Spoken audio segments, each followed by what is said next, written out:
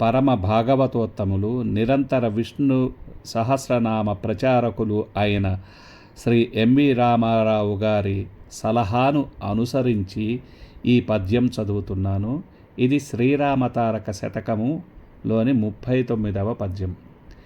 మధుశర్కర క్షీర దధి ఘృతంబుల కంటే రామనామామృత రసముతీపి, పనస జంబూ ద్రాక్ష ఫల రసంబుల కంటే రామనామామృత రసముతీపి, నవసుధా పరమాన్న నవనీతముల కంటే రామనామామృత రసముతీపి, రామనామంబునకునేది రాదు సాటి, రామనామంబు సేవించి యమరకాని, బ్రహ్మ ఋషి అయ్యే విహమందు పదవినుందే, రామతారక దశరథరాజతనయ. శ్రీమద్ వాల్మీకి రామాయణం బాలకాండ 22వ సర్గ. తథా వసిష్ఠే భ్రువతి రాజా దశరథః సుతం, ప్రహృష్టవదనో రామమాజుహావ సలక్ష్మణం, కృతస్వస్యయనం మాత్రా పిత్రా దశరథేన చ, పురోధసా వసిష్ఠేన మంగళైరభిమంత్రితం, సపుత్రం మూర్ధ్న్యుపాఘ్రాయ రాజా దశరథః ప్రియం, దదౌ కుశికపుత్రాయ సుప్రీతేన అంతరాత్మనా, తతో వాయుః సుఖస్పర్శో విరజస్కో వవౌ తదా, విశ్వామిత్రగతం దృష్ట్వా రామం రాజీవలోచనం, పుష్పవృష్టిర్మహాత్యాసీద్దేవదుందుభినిశ్వనైః, శంఖదుందుభినిర్ఘోషः ప్రాయాతే తు మహాత్మని, విశ్వామిత్రో యయావగ్రే తతో రామో మహాయశాః, కాకపక్షధరో ధన్వీ తం చ సౌమిత్రిరన్వగాత్, కలాపినౌ ధనుష్పాణి శోభయానౌ దిశో దశ, విశ్వామిత్రం మహాత్మానం త్రిశీర్షా వివపన్నగౌ, అనుజగ్మతు రక్షుద్రౌ పితామహమివాశ్వినౌ, తదా కుశికపుత్రం తు ధనుష్పాణి స్వలంకృతౌ, బద్ధగోధాంగుళిత్రాణౌ ఖడ్గవంతౌ మహాద్యుతి, కుమారౌ చారువపుషౌ భ్రాతరౌ రామలక్ష్మణౌ, అనుయాతౌ శ్రియాజుష్టౌ శోభయేతామనిందితౌ, స్థాణుం దేవమివాచింత్యం కుమారావివ పావకి, అధ్యర్థయోజనం గత్వా సరవ్యా దక్షిణే తటే, రామేతి మధురాం వాణీం విశ్వామిత్రోభ్యభాషత, గృహాణ వత్స సలిలం మా భూత్కాలస్య పర్యయః, మంత్రగ్రామం గృహాణ త్వం బలామతిబలాం తథా, న శ్రమో న జ్వరో వాతే న రూపస్య విపర్యయః, న చ సుప్తం ప్రమత్తం వా దర్శయిష్యంతి నైర్వృతాః, న బాహ్వోః సదృశో వీర్యే పృథివ్యామస్తి కశ్చన, త్రిషు లోకేషు వై రామ న భవేత్ సదృశస్తవ, న సౌభాగ్యే న దాక్షిణ్యే న జ్ఞానే బుద్ధినిశ్చయే, నోత్తరే ప్రతివక్తవ్యే సమో లోకే తవానఘ, ఏతద్విద్యాద్వయే లబ్ధే భవితా నాస్తి తే సమః, బలాచాతిబలా చైవ సర్వజ్ఞానస్య మాతరౌ, క్షుత్పిపాసేన తే రామ భవిష్యేతే నరోత్తమ, బలామతిబలాం చైవ పఠతస్తవ రాఘవ, విద్యాద్వయమధీయాని యశశ్చాప్యతులం త్వయి, పితామహసుతే హ్యేతే విద్యే తేజస్సమన్వితే, ప్రదాతుం తవ కాకుత్స్థా సదృశస్త్వం హి ధర్మికా,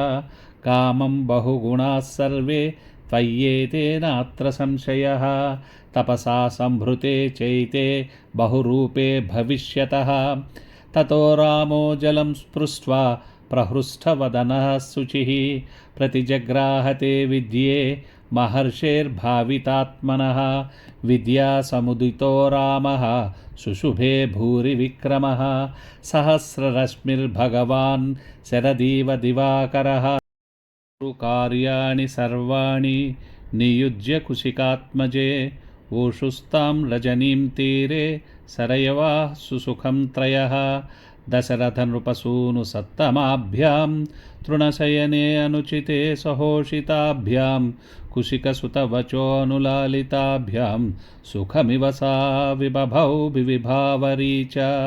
इत्यार्षे श्रीमद् रामायणे वाल्मीकिये आदिकाव्ये बालकाण्डे 12 सर्गः। अथ 13 सर्गः। प्रभातायां तु शर्वर्यां विश्वामित्रो महामुनिः अभ्यभाषत काकुत्स्थौ शयनौ पर्णसंस्थरे। कौसल्या सुप्रजा रामा पूर्वा सन्ध्या प्रवर्तते।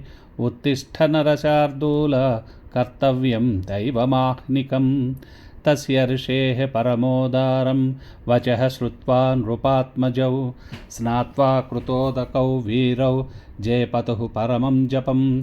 कृताह्निकौ महावीर्यौ विश्वामित्रं तपोधनम् अभिवाज्याभिसंहृष्टौ गमनायोपतस्ततुः। तौ प्रयातौ महावीर्यौ दिव्यं त्रिपथगां नदीं ददृशा ते ततस्तत्र सरय्या संगमे शुभे। तत्राश्रमपदं पुण्यं ऋषीणाम् उग्रतेजसां बहुवर्षसहस्राणि तप्यतां परमं तपः। तं दृष्ट्वा परमप्रीतौ राघवौ पुण्यमाश्रमम् ऊचतुस्थं महात्मानं विश्वामित्रमिदं वचः। कस्यायमाश्रमः पुण्यः कोऽन्वस्मिन् वसते पुमान्। भगवन् श्रोतुमिच्छावः परं कौतूहलं हिनौ। तयोस्तद्वचनं श्रुत्वा प्रहस्य मुनिपुङ्गवः अब्रवीत् श्रूयतां राम यस्यायं पूर्व आश्रमः। कन्दर्पो मूर्तिमानासीत् काम इत्युच्यते बुधैः। तपस्यन्तमिह स्थाणुं नियमेन समाहितं। कृतोद्वाहं तु देवेशं गच्छन्तं समरुद्गणं। दर्शयामास दुर्मेधा हुङ्कृतश्च महात्मना। दग्धस्य तस्य रुद्रेण चक्षुषा रघुनन्दन। व्यशीर्यन्त शरीरात्सात् सर्वगात्राणि दुर्मतेः। तस्य गात्रं हतं तत्र निर्दग्धस्य महात्मना। अशरीरः कृतः कामः क्रोधाद्देवेश्वरेण। अनङ्ग इति विख्यातस्तदा प्रभृतिराघव। स चाङ्गविषयः श्रीमान् यन्त्राङ्गं समुमोचः। तस्यायमाश्रमः पुण्यस्तस्ये मे मुनयः पुरा। शिष्या धर्मपरा नित्यं तेषां पापं न विद्यते। इहाद्य रजनीं रामवशेम शुभदर्शन। पुण्ययोः सरितोर्मध्ये श्वस्तरिष्यामहे वयम्। अभिगच्छामहे सर्वे शुचयः पुण्यमाश्रमं। स्नाताश्च कृतजप्याश्च हुतहव्या नरोत्तमा। तेषां संवदतां तत्र तपो दीर्घेण चक्षुषा। विज्ञाय परमप्रीता मुनयो हर्षमागमन्। अर्घ्यं पाद्यं तथातिथ्यं निवेद्य कुशिकात्मजे। रामलक्ष्मणयोः पश्चादकुर्वन्नतिथिक्रियां। सत्कारं समनुप्राप्य कथाभिरभिरञ्जयन्। यथार्हमजपन् सन्ध्यां ऋषयस्ते समाहिताः। तत्र वासिभिरानीता मुनिभिः सुव्रतैः सह। न्यवसन् सुसुखं तत्र कामाश्रमपदे तदा। कथाभिरभिरामभिरभिरामौ नृपात्मजौ।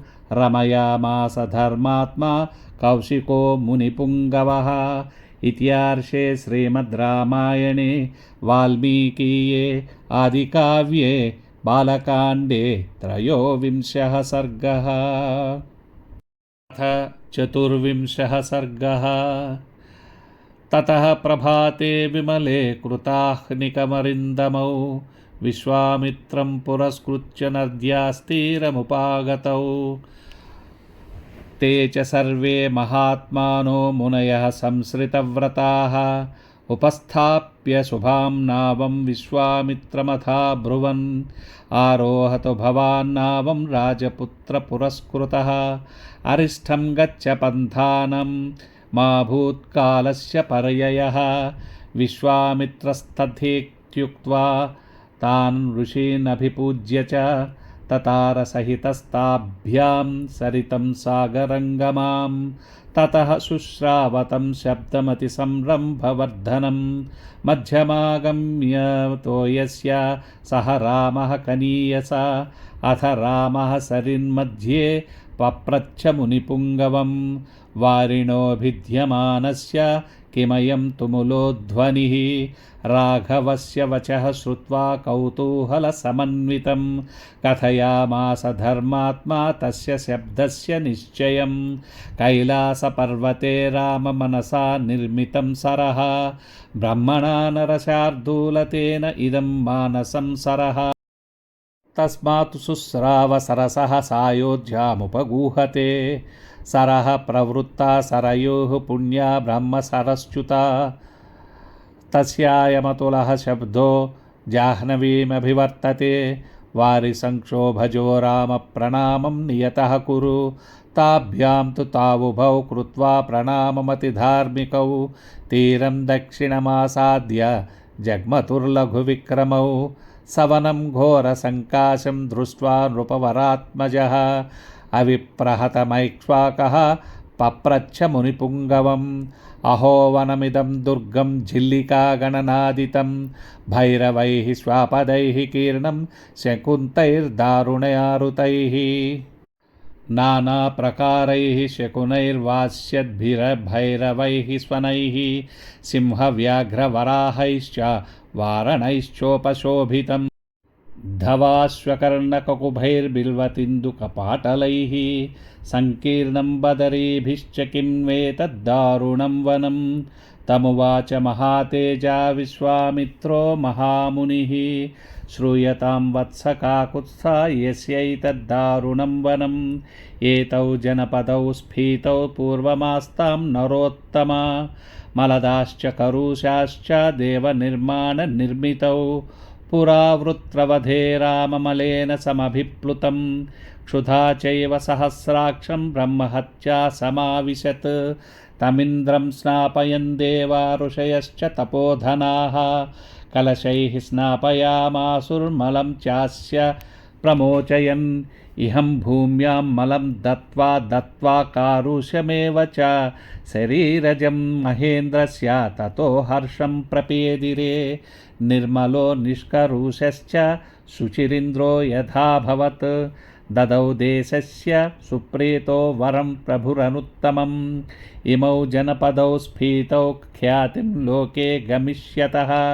मलदाश्च करुषाश्च ममाङ्गमलधारिणौ साधु साध्विति तं देवाः पाकशासनमब्रुवन् देशस्य पूजां तां दृष्ट्वा कृतां शक्रेण धीमता एतौ जनपदौ स्फीतौ दीर्घकालमरिन्दमा मलदाश्च करुषाश्च मुदितौ धनधान्यतः कस्यचिद्वधकालस्य यक्षी वै कामरूपिणी बलं नागसहस्रस्य धारयन्ती तदाह्यभूत् ताटका नाम भद्रन्ते भार्या सुन्दस्य धीमतः मारीचो राक्षसः पुत्रो यस्याः शक्रपराक्रमः वृत्रबाहुर्महावीर्यो विपुलास्यतन्नुर्महान् राक्षसो भैरवाकारो नित्यं त्रासयते प्रजाः इमौ जनपदौ नित्यं विनाशयति राघव मलदांश्च करुषांश्च ताटका दुष्टचारिणी सेयं पन्थानमावृत्य वसत्यद्यद्धयोजने अत एव च गन्तव्यं ताटकाया वनं यतः स्वबाहुबलमाश्रित्य जहीमां दुष्टचारिणीं मन्नियोगादिमं देशं कुरु निष्कण्टकं पुनः न हि कश्चिदिमं देशं शक्नोत्यागन्तुमीदृशं यक्षिण्या घोरया राम उत्सादितमसह्यया एतत्ते सर्वमाख्यातं यथैतद्दारुणं वनं यक्ष्याच्योत्सादितं सर्वमद्यापि न निवर्तते इत्यार्षे श्रीमद् रामायणे वाल्मीकिये आदिकाव्ये बालकाण्डे 24 सर्गः। శ్రీమద్ వాల్మీకి రామాయణం బాలకాండ 22, 23, 24వ సర్గలలోని సంస్కృత శ్లోకాలకు తెలుగు వివరణ. ఆధారం శ్రీమద్ ఆంధ్ర వాల్మీకి శ్రీ వాసుదాసకృత రామాయణ క్షీరార్ణవ మందరం. వశిష్ఠుని సలహా మేరకు దశరథుడు శ్రీరాముని విశ్వామిత్రునితో పంప నిశ్చయించాడు. దశరథ మహారాజు రామలక్ష్మణులను సభకు పిలిపించి చేయవలసిన కార్యము వివరించి రాముని దగ్గరకు తీసుకొని నుదురు వాసన చూచి భుజము తట్టి విశ్వామిత్రునకు అప్పగించాడు. విశ్వామిత్రుడు తాను ముందు ఉండి రామలక్ష్మణులను తన ఆశ్రమానికి తీసుకుని వెళ్ళడానికి బయలుదేరాడు. అప్పుడు దేవతలు అవతార ప్రయోజనానికై స్వామి బయలుదేరాడని దుందుబులు మ్రోగించారు. వాయువు చల్లని సువాసనలతో గాలి వీచాడు. భూజాతను వరించడానికై రాముడు బయలుదేరాడని భూజాతములు అంటే వృక్షాలు పుష్పవర్షం కురిపించాయి. ఈ శుభశకునాలను చూసి అయోధ్య ప్రజలు నగారాలు మ్రోగించారు. విశ్వామిత్ర మహర్షి రామలక్ష్మణులతో సరయూ నదికి దక్షిణ తీరానికి చేరాడు. ఆయన రామునితో, నాయన రామ, సాయం సంధ్య అవుతోంది. సూర్యాస్తమయంలోపు నీకు కొన్ని మంత్రరాజాలను ఇస్తాను, స్వీకరించు. వాటిని బల, అతిబల అంటారు. వీటి వల్ల నీకు ఆకలి దప్పులుండవు. ఏమరపాటునున్నా నిద్రలో ఉన్నా కూడా నీకు రాక్షసుల వల్ల అపకారం జరగదు అంటూ సరయూ నదిలో ఆచమనం చేసిన శ్రీరామచంద్రునకు బల, అతిబల విద్యలను మంత్రరూపంలో అనుగ్రహించాడు. శ్రీరాముడు వాటిని స్వీకరించాడు. లక్ష్మణస్వామి కూడా వాటిని గ్రహించాడు. అక్కడ నుండి వారు ముందుకు వెళ్ళారు. ఆ రాత్రి వారు దారి ప్రక్కన పచ్చిక బయలులో పడుకున్నారు. అఖండ భువనాన్నేలే దశరథుని కుమారులు ఏ చింత లేకుండా పచ్చి గడ్డి నేల మీద నిద్రిస్తున్న వారిని చూచి విశ్వామిత్ర మహర్షి ఆనందంతో పొంగిపోయాడు. 23వ సర్గ. దిక్కులు అరుణోదయమవుతున్నాయి. విశ్వామిత్రుడు పచ్చగడ్డిపై నిద్రిస్తున్న ఆ సూర్యవంశ సంజాతులను సమీపించి ప్రేమతో, కౌసల్యానందన, రామ, కమలలోచన, తొలి సంధ్య వర్తిస్తున్నది నాయన. ఓ నరశార్దూల, దేవతారాధన సంధ్యావందనానికి విధులు నిర్వర్తించాలి కదా, లెమ్ము అన్నాడు. ఆయన ప్రేమ పలుకులకు రామలక్ష్మణులు నిద్రలేచి స్నానించి సంధ్యాది విధులు ఆచరించారు. అక్కడి నుండి ముందుకు పోయి సరయూ గంగా సంగమం చేరారు. అక్కడ ఆశ్రమాలలో మునులు తపస్సు చేసుకుంటున్నారు. రామలక్ష్మణులు మహర్షితో, స్వామి, ఇది ఏమి ప్రదేశము? ఈ ఆశ్రమం ఎవరిది అని అడిగారు. దానికి విశ్వామిత్రుడు, ఇక్కడ పూర్వము శివుడు తపస్సు చేసుకుంటూ ఉండగా మన్మథుడు ఆయనపై పుష్పబాణాలు వేసి శివుని తపస్సు భంగపరిచాడు. దానితో రుద్రుడు ఆగ్రహించి ఆ కందర్పుని తన జ్ఞాననేత్రంతో దగ్ధం చేశాడు. మన్మథుడు తన అంగమును అనగా దేహమును వదిలిన ప్రదేశము కాబట్టి దీనికి అంగదేశము అని పేరు వచ్చింది. ఇక్కడ ఆ రుద్రుని శిష్యులు తరతరాలుగా ఉండి తపస్సు చేసుకుంటున్నారు. వారు చాలా నిష్ఠాగరిష్ఠులు, పుణ్యాత్ములు అని విశ్వామిత్ర మహర్షి రామలక్ష్మణులతో అన్నాడు. అంతలో ఆ మునులు అక్కడికి వచ్చి వారిని ఆశ్రమంలోనికి ఆహ్వానించి వారికి ఆతిథ్యమిచ్చారు. ఆ రాత్రి విశ్వామిత్ర మహర్షి రామలక్ష్మణులు అక్కడే నిదురించి తిరిగి మరునాడు బయలుదేరారు. 24వ సర్గ. ప్రాతఃసంధ్యా విధులు నిర్వర్తించిన రామలక్ష్మణులు విశ్వామిత్ర మహర్షితో ఆయన ఆశ్రమానికి తిరిగి బయలుదేరారు. గంగా తీరానికి చేరారు. గంగ దాటడానికి అప్పటికే అక్కడ ఉన్న తపస్సులు ఒక నావను సిద్ధం చేశారు. ముగ్గురు ఆ నావలో వెళ్తూ ఉండగా భీకర ధ్వనిని విన్నారు రామలక్ష్మణులు. ఆ ధ్వని గురించి విశ్వామిత్ర మహర్షిని వివరాలడిగారు. అది సరయూ నది గంగలో ఎత్తు నుంచి పడటం వల్ల ఉద్భవించిన శబ్దమని, బ్రహ్మ నిర్మించిన మానస సరోవరం నుంచి పుట్టిన నది కాబట్టి సరయుకు ఆ పేరు వచ్చిందని దాని వృత్తాంతము తెలిపాడు విశ్వామిత్రుడు. గంగకు అవతలి తీరానికి చేరిన ఆ ముగ్గురు తమ దారిలో పాడుబడిన 2 పట్టణాలను చూశారు. ఇవి ఏ నగరాలు, ఎందుకు ఇలా శిథిలమయ్యాయి అని మళ్ళీ అడిగారు రామలక్ష్మణులు విశ్వామిత్రుని. ఇంద్రుడు పూర్వము చేతిలో ఆయుధం లేని వృత్రాసురుని చంపిన కారణంగా బ్రహ్మహత్యా పాతకం అంటుకున్నది. దానివల్ల ఇంద్రునికి విపరీతమైన ఆకలి, అతిసారము కలిగాయి. ఈ ప్రదేశంలోని దివ్యతీర్థాలలో స్నానం చేసి ఆ పాపము ఇంద్రుడు పోగొట్టుకున్నాడు. కాబట్టి ఈ ప్రదేశాలలో ఉన్న 2 పట్టణాలకు మలదము, కరుషము అని పేర్లు పెట్టారు. అయితే ఈ పట్టణాలలోని ప్రజలను తాటక అనే యక్షిని దాని అతి బలవంతుడు దుష్టుడైన కుమారుడు మారీచుడు చంపి తినడం మొదలుపెట్టారు. దానితో ఇక్కడ జనసంచారం లేక నిర్మానుష్యమైంది. నీవు ఆ తాటకను వధించాలి రామా అంటూ భీకరమైన తాటకారణ్యం అనే కారడవిలోకి ప్రవేశించారు. స్వస్తి. మన సంస్కృతి వాంగ్మయము అపురూపమైనవి. రామాయణ భారత భాగవతాలను తరువాతి తరాలకు వినిపించాలనే మా తపనను లైక్ చేయడం, సబ్స్క్రైబ్ చేయడం ద్వారా ఆశీర్వదించండి. మీ అమూల్యమైన అభిప్రాయాలను తెలియజేయడం మాత్రం మరచిపోకండి.